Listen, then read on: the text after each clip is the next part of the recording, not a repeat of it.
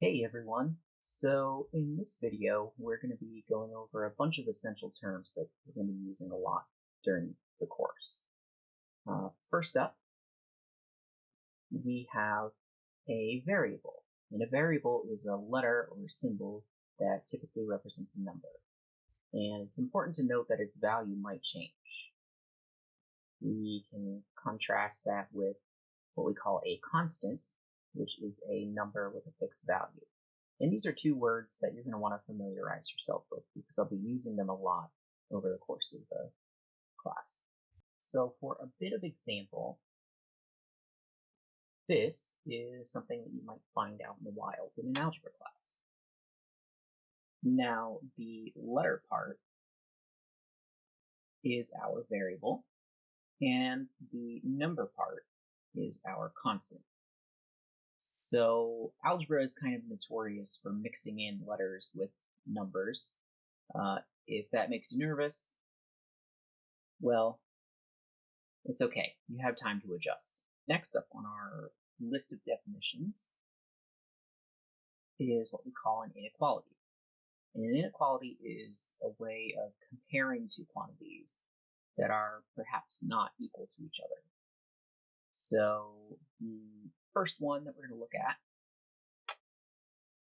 is this guy, and this is read as A is less than B.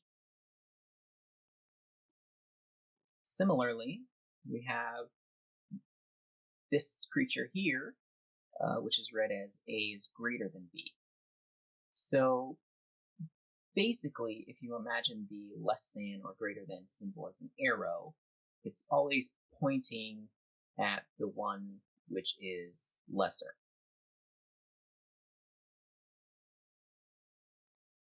All right, next up is an alteration of the less than symbol.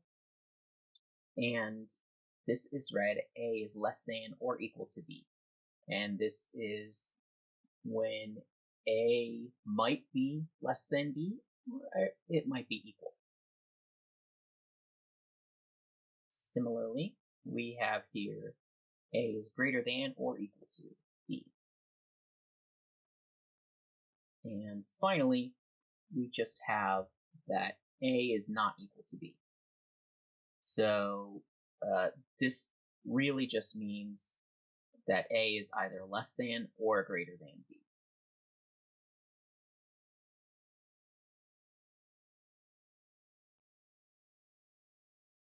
Another term that I'm going to be using a lot throughout the course is an expression. And an expression is a number, a variable, or some other combination of numbers and variables using operation symbols like plus, minus, divide, multiply, that sort of thing. An equation is, well, it's what you'd expect it to be. It's two expressions linked together with an equal symbol.